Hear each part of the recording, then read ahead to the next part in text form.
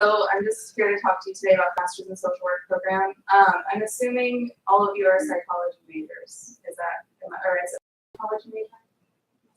Okay, cool. That's what we were hoping. So I'm actually a former psychology, where I graduated in the psychology program at UCF. And I was part of Psych Society when I was an undergrad. This is like 3 years ago, so I don't know any of you, but yeah, so when I graduated, I had no idea what social work was really. I mean, I'd heard of it, but I assumed that it was just people who dealt with like child welfare or like UCF and things like that. I thought it was exclusively for that purpose. But working in this department, I've been exposed to so many other areas of social work, and I thought that it would be great to talk to psychology students about it. I didn't know what it was when I was an undergrad, so I guess I should introduce myself. So I'm Erica Walsh. I'm the Senior Admission Specialist for the MSW program. And I have Dr. Rashana Chappell with me today, who's a faculty member in our department, and I guess we'll get started with that. So we're going to have Dr. Chappell talk a little bit about what social work is and how she ended up where she is and all that. So if you can come over here. All right, so hi everybody. Hi. So okay, so some of you got my cards. I think I didn't bring enough, and we ran out. There was exactly enough. But if you look at my, the first thing I'll talk about is my credentials, the LCSW. So I have a bachelor's and a master's in social work, and I have a PhD in social justice. So I'm one of the faculty in social work. What's interesting, I think the first thing is the LCSW allows me to be a clinical social worker. And what that means is that I can do private therapy or private practice. A lot of people don't understand that or know that about social work. So what I thought would be interesting, because I teach a diversity class in our social work department. And it's a class that a lot of 2-year MSW students take in the first semester. The majority of my class are psychology majors. So I thought it would be interesting for me to talk to you a little bit about how I got here and what social work is, and then to kind of, I don't know, answer a little bit of questions about the career and that sort of thing, and then go from there. So for me, I cover a lot of different areas in my teaching and my practice. I'm sure many of you came to psychology because you like working with people. You think about things like mental health, sometimes research, different things like that. And psychology is an awesome major. But I think a lot of times when we hear about social work, we think about Child Protective Services or DCF. And what's interesting, I think, about social work is it's one of those degrees that is very, very versatile. So for me, in social work, I've worked in the court systems, I've worked in hospital, I've worked in psychiatric emergency care, I've worked as a trauma specialist, I've worked as a suicide prevention person, and right now I'm working with deaf women in partner violence. So if I kind of go back a little bit, the reason that I became a social worker is because my daughter, my oldest daughter, is deaf. And so I had gone to college and stopped going to college, got married, had a baby, and found out that she had a disability. And so I don't know if any of you are interested in disabilities or children with disabilities or special education. If you've ever been anywhere around special education, you know that it's like a difficult process to navigate sometimes. For me, as a parent, I remember going into these meetings and talking to these professionals or these people about my daughter and trying to tell them that I felt like she was deaf, but she didn't need to go to special ed class. She was very smart, you know, she was all of these things. And it was interesting because it always turned into this fight because the people, you know, pretty much said, well, you know, this is where the deaf kids go, right? Or this is where the kids with disabilities go.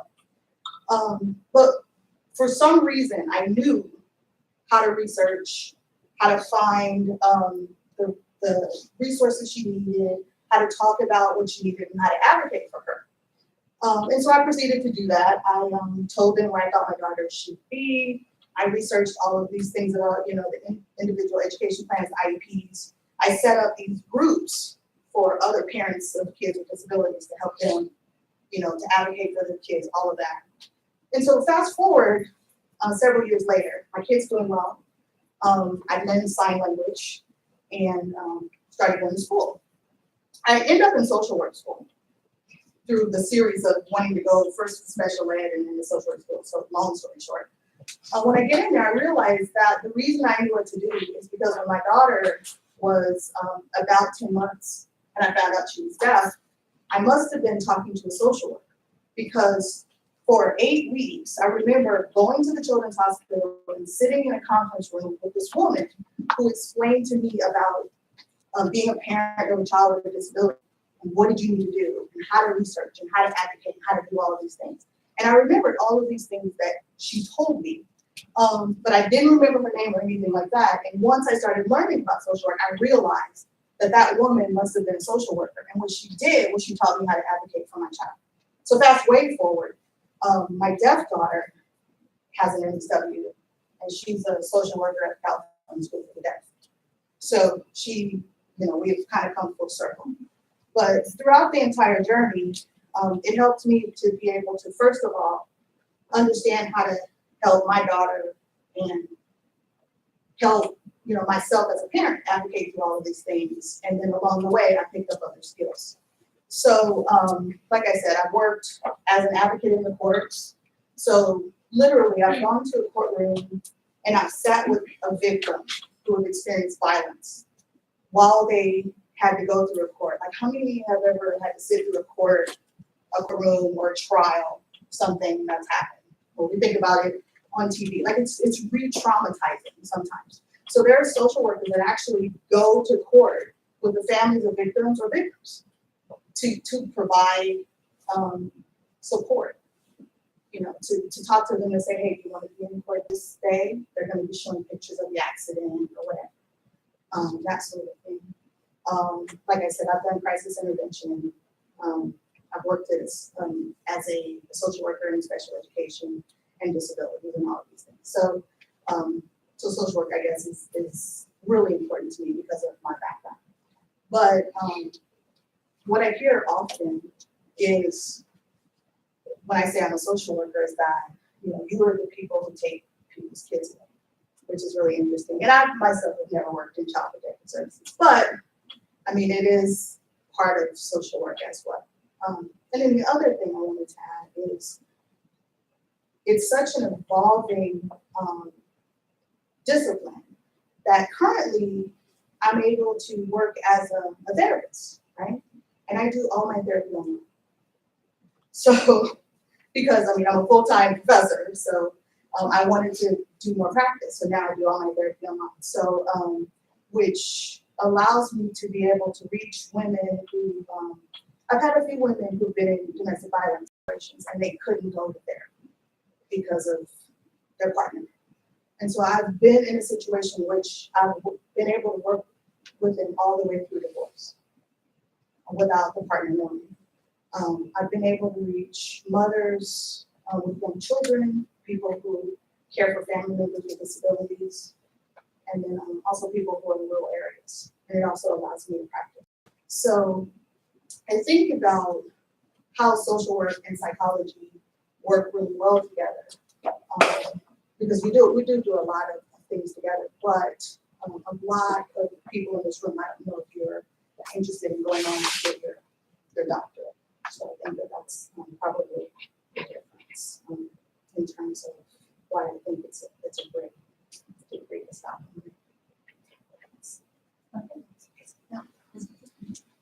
So Dr. Chappell's a really great faculty member in our department. She does research and teaches in lots of different areas, as you can see it's listed on the screen. And then she's also a recipient of Advanced Early Career Research Award this year. This was just announced just a few weeks ago. That's a big mouthful. Yeah. Basically what I'm doing is I'm looking at deaf women, and their access to emergency shelters. And then I'm also looking at, changing, some of the trauma interventions because, of sign language. It doesn't always translate the same way English does. So, I'm testing, some of the conflict tactic skills and some of the, self-esteem skills on women who experience, domestic violence, to try to make the skills more culturally responsive. So something that Dr. Chappell does, I mean, that you may not, maybe you won't, that you wouldn't think of, that when you think of social work, you don't really think of people who do research, but there are definitely social workers who are practicing and doing research, and you can get a PhD, and there actually are some doctorate in social work programs we're looking at adding that to our school as well. It's not currently available, but if you're interested in a PhD or a doctorate degree, that's also an option at some point. But currently at UCF, the MSW is the terminal degree in the school in the social work field, and it's a professional degree. So yeah, we'll get into more of what the MSW program is next. So MSW program at UCF. I handed out all those little magazine things on just to go over what's in there really quick. The magazine itself is just a snapshot of what our school is about, just a school of social work and health. On the front, my business card is stapled there, and then, like we mentioned, Dr. Chappell's business card should be with it as well. And then on the first, when you open it up, there's a little flyer about the MSW program that just basically gives another snapshot of the MSW program. And then under that, in the purple sheet of paper, is a related careers in social work page. So that's listed a lot of different careers that you can pursue when you pursue a degree in social work. So for me, that was a real eye opener. So I encourage you to look at it. So just to give you an idea of what our program is about, we prepare students for advanced social work practice, including community-based clinical social work practice with individuals, families, and groups. We're accredited by the Council on Social Work Education, CSWE. It's 62 total credit hours, so a lot of master's degrees that you might see would be around 30, something like that. But like I said, it's a professional degree, it's a terminal degree in the field, so it's a larger master's program. And then our curriculum's geared towards state licensure for Florida, like Dr. Chappell talked about. This gears students towards becoming licensed clinical social workers in the state of Florida.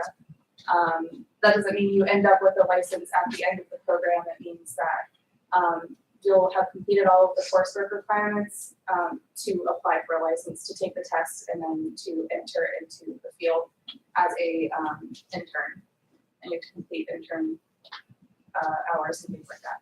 So, and then our curriculum is organized within 5 areas: human behavior and social environment, social welfare policies, social work practice, research, and field.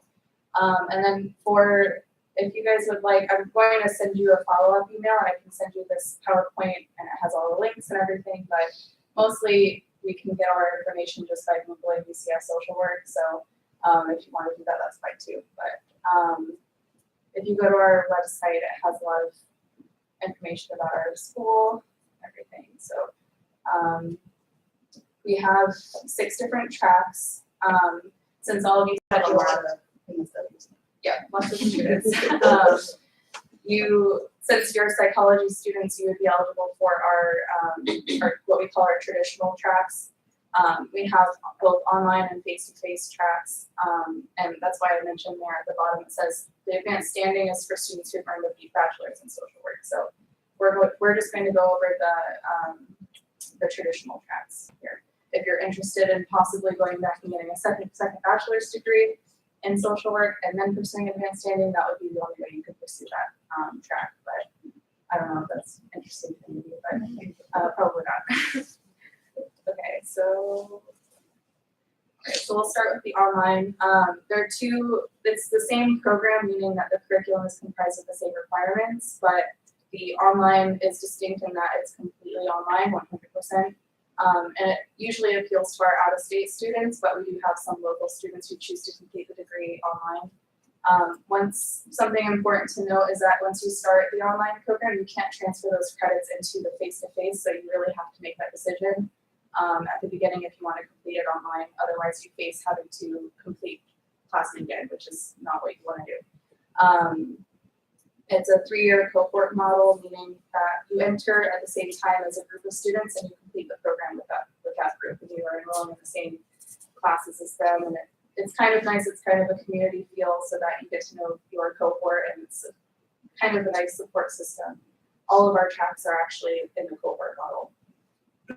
For the online, there are 7-week terms, so it's not the traditional fall, spring, summer terms.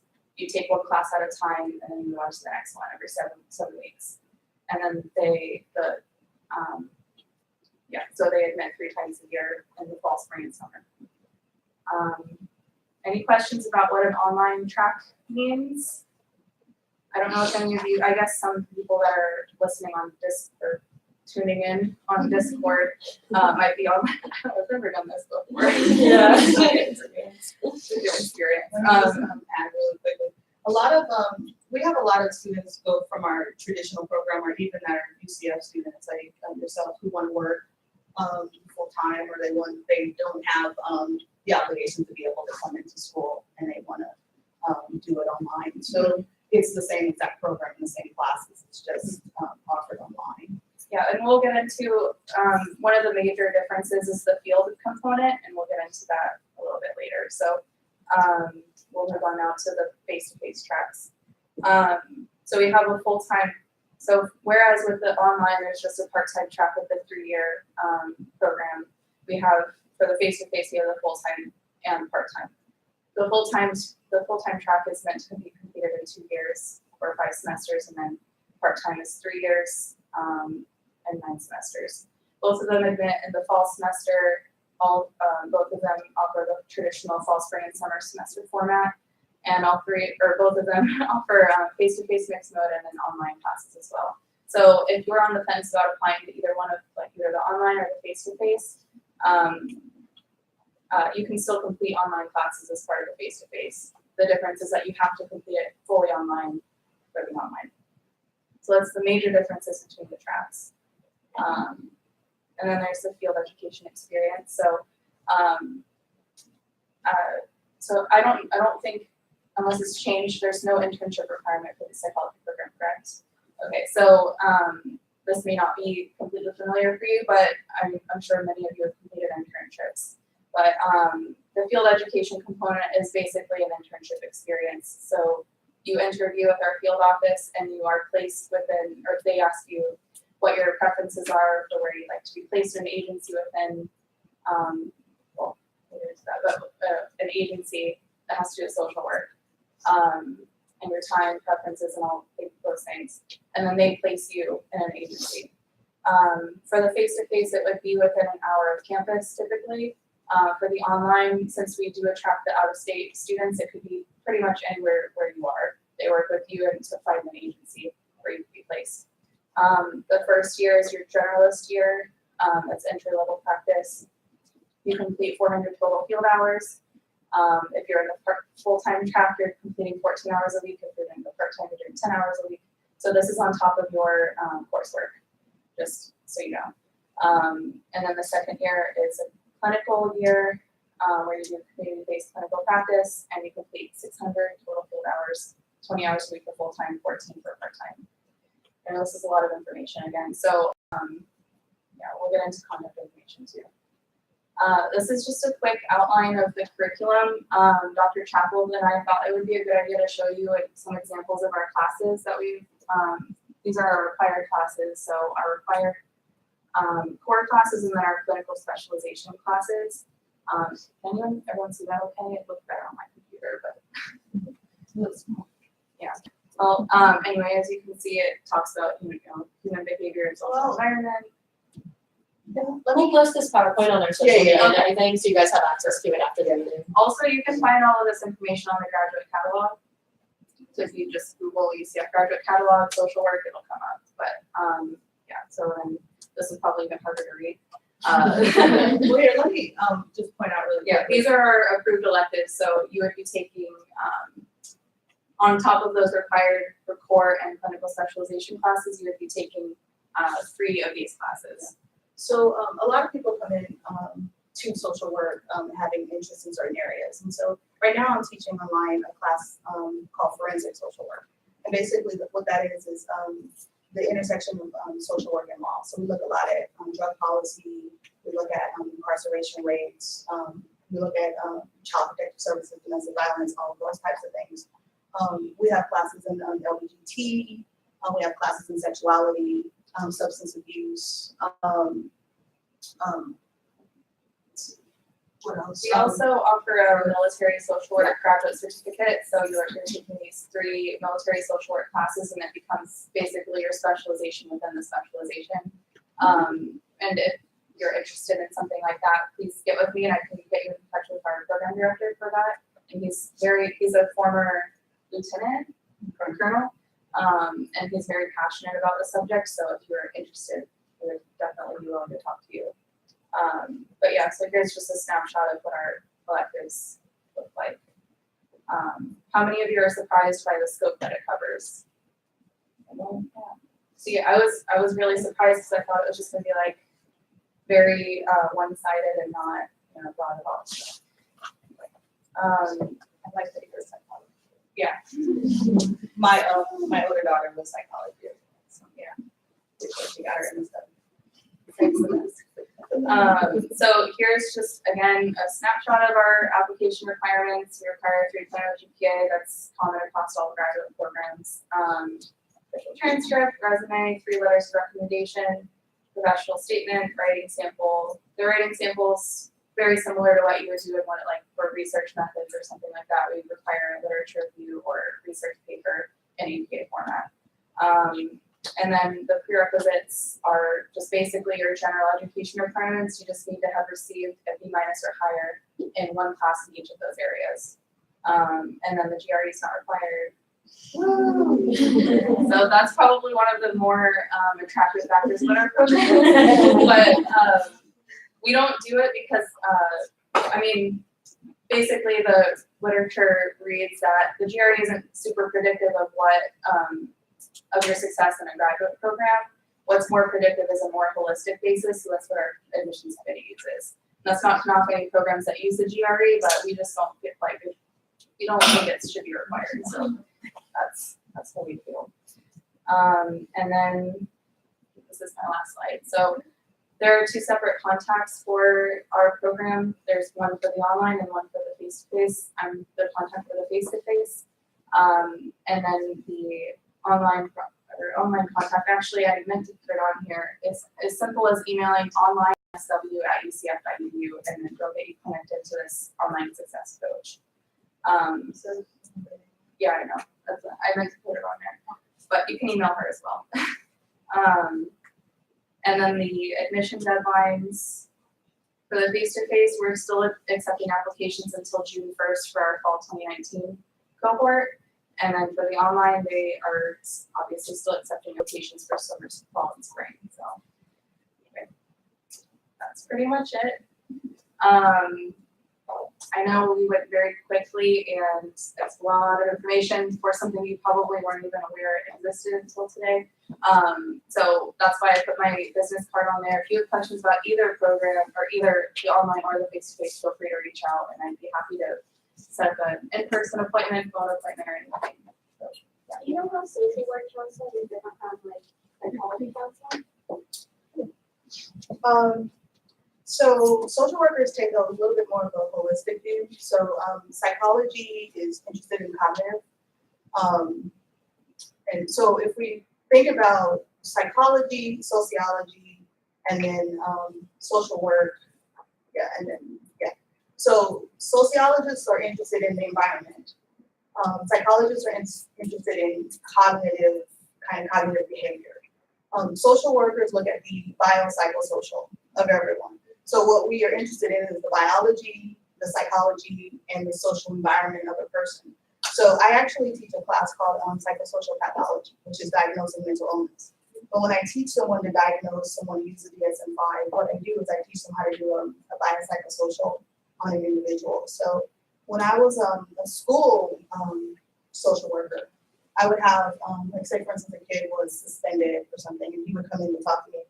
I would start off by finding out what's going on at home. So I would be interested in what's going on at home, if there was any kind of things happening with the parents that got divorced, or if there was something going on with poverty. I would be interested in what's happening in the school environment, if the kid is being bullied, or if they're feeling ostracized, or if they're having problems with their identity, or whatever. And then I would also be interested in whether or not they felt okay. So social workers do this kind of holistic view of everything. We first see medically if you're okay and what's going on, then we look at mental, and then we look at your environment that you're in. And so that's the difference. We have a lot of people who are interested in mental health counseling and looking to apply to that master's program, but and ultimately decide to come to our program. I'm not going to say one's better than the other or anything like that. It just ultimately it depends on the individual. But something like a benefit of the social work, the MSW, is that it's kind of a broader scope. So if you go into it wanting to do mental health counseling, and then you end up graduating, doing your field placement in a hospital, and you end up wanting to be a hospital social worker, you could do that. So and you could do that for 10 years and then keep up with your licensure and go into another area if you wanted to. So if you're a mental health counselor, you may be limited to just that area. But I think the biggest thing, and this is what I tell students a lot, sometimes if you go look, like if you want to work at the VA, if you're interested in veterans, or if you want to work in a certain hospital, sometimes you'll see the ad in adult state inside. It will be specifically for someone with a master's in social work because of the training. But my LCSW can pretty much take any counseling job. It's a weird thing in which there's a specific job for MSWs, and then the counseling broadly, the social workers can take those jobs as well. Also, receiving a BSW or MSW would be kind of like a prerequisite for any of those jobs that are listed on that purple sheet I gave you all. But being an LCSW means that you can supervise the people that are there. So you can supervise the interns that are, for example, if you're completing your MSW and doing your field placement, you would be supervised by an LCSW in your field placement. So, yeah. So my sister, she has her bachelor's and master's in criminal justice, and she's doing her PhD in sociology, but she's told me that it's been difficult for her because she doesn't have that background information, like a bachelor's in sociology. So based on that, would you say that social work is one of those majors where you would have to have that bachelor's in social work, like that background information to be in the master's? So it's actually our part-time and full-time traditional tracks are set up for people with different backgrounds. So that's why we have the advanced standing, because the people who complete a bachelor's in social work kind of take care of that first year of the master's program, and they're generally. So when they enter the program, the master's program, they're doing their clinical. Yeah, they pretty much skip a year. They're just entering their clinical year. If you were to apply to the MSW program, you're coming from a psychology background, and you would begin in your generalist year and getting all the background needed. And the good thing about our program, because it is sequential and it's cohort based, the classes are set up in a way that you have to take this class before entering your field, so that your classes kind of inform your practice. And it's set up that way so that you're not kind of like thrown to the wolves in a clinical field placement, not knowing what you're doing. And the other thing, because like I said, I teach diversity for social workers, and I teach that in the very first semester. During that class, they're taking a lot of the very basic classes so you can understand social work. But right now, I have in my class someone who has an engineering degree. I customarily have art students who want to do like art therapy. So any of these undergrads, it doesn't matter what the undergrad is in, we're going to teach the foundation. I would say though that having a psychology background really helps. Yeah. So we have people who apply from like a music degree or something like that. That's not going to set you up as good as a psychology degree would. But they're very similar in terms of the human behavior part. Anything else? Does your program have access to any type of funding? So we're currently, well, first of all, we have sparse research assistant positions. But we're currently looking into we're hopefully going to be offering fellowships soon. but we don't have access to GTA positions, for example, like, so you're usually in grad school, you're hoping to get some kind of teaching assistant or grad assistant position. It's not very common for master's programs, unfortunately, it's usually reserved for PhD programs, but anyway, yeah, we're hoping, and actually, our school just released a lot of, I don't know if any of you are familiar with the DAP, with the A2O, Access to Opportunities data. So you can literally Google that, and it's relevant even if you're not in our college. They have them for College of Sciences and psychology programs too. You just log in with your NID and password, and it'll tell you what scholarships you're available or you're eligible for. But a lot of us do hire, because I have a couple of several grad students working on our grants. So we have a lot of grants, and so people who are interested in certain things, I always tell people to go and look at our faculty and see the different things we do. So a lot of us are able to hire.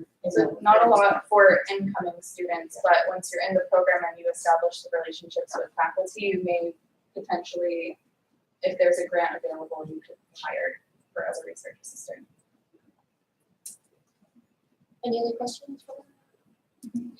I know you talked about the difference between psychology counseling and social counseling. Is it the same difference for forensic psychology and forensic sociology? For sociology, I'm sorry. Social work? Yeah. Yeah, they're all very similar. The only problem is that it's really hard to get your license or a job with just a master's in psychology. You have to go on to get a PsyD or a PhD usually. And you can hardly, the same jobs that you could get when you're done with your bachelor's are the same jobs that bachelor level social workers would get. A lot of times people come from psychology to social work because our master's is term. So that once you get that MSW, then you can go out and get those jobs. And a lot of people stay at the MSW level and don't go on to get their PhD in psychology, but it's the same exact one. Yeah, a lot of our faculty actually don't have PhDs. They just have, they're not just, but they have the MSW degree, and that's good enough for them to be practicing and also teach. So if you're interested in academia. Anything I don't else? want to take up any more of your time. Oh, So you got it. All right, thank you ladies so much. All right, guys. Let me pull up this one. So if you guys have questions later, you can email Erica, you can email me. I have a really cool office with lots of stuff in it. Yeah, I love talking to you. Thank you, guys. Have a good one. Thank you for dropping by. All right, so we just have a few more announcements about upcoming events and such, so we're gonna get that.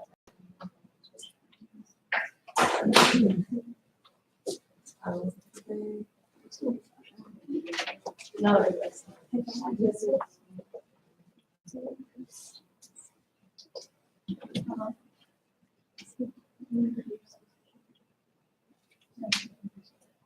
No. Yeah, you just have to drag it up. It's okay. So just.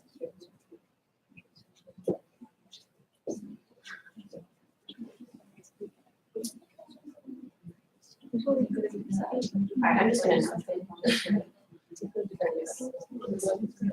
Alright, this is the projection that's being read today, so I'm just gonna announce them to you guys, the dates, and then we'll post the PowerPoint on Facebook and Groovy for you, okay? Okay, so our next meeting, as you guys know, it's every other Tuesday, so it is gonna be the 26th this time, and that will also be the deadline for both dues and mentor and mentee applications, which we do have available for you at the front here if you haven't picked one up from our office hours or a previous meeting. So make sure if you are interested in that program that you fill one out. As we discussed at the first meeting, that's just kind of a thing where people that are in their later years of the psychology program are taking on a sort of like friend or someone to help kind of get situated in the program. And you don't have to have a bunch of experience to be a mentor. We do give preference to juniors and seniors just because they've obviously taken quite a bit of psychology classes at that point.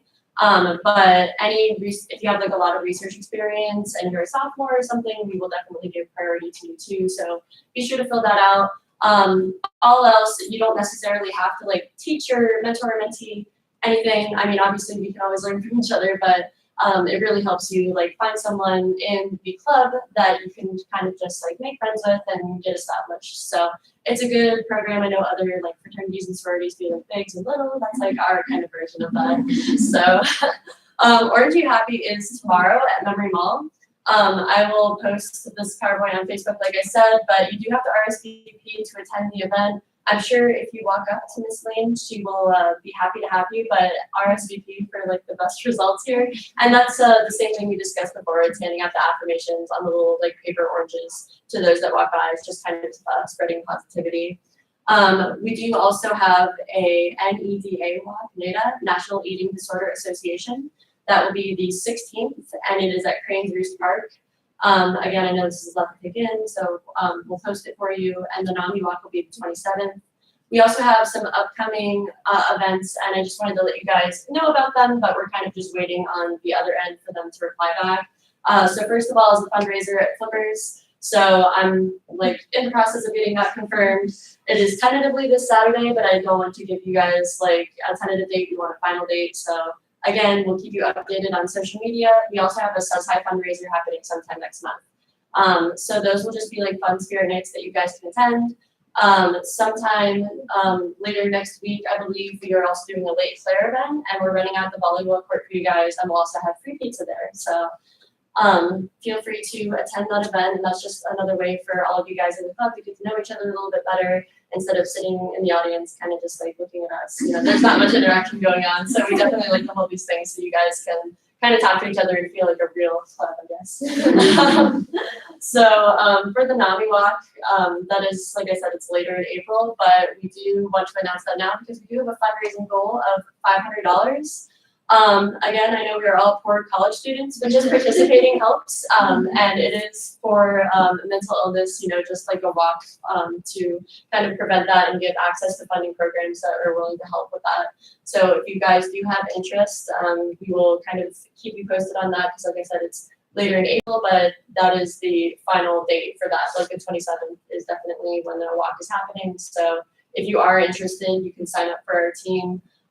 Psychological Society at UCF, and then all of us are also part of the team, obviously, so we can all walk together, get some exercise and whatnot, besides the student unions at Memory Mall. So, all right, that's pretty much it. If you guys have any more questions, feel free to come up and ask. Go ahead. Did you guys have an update on the poll that was? Oh, the SEPA poll. Yes, we do.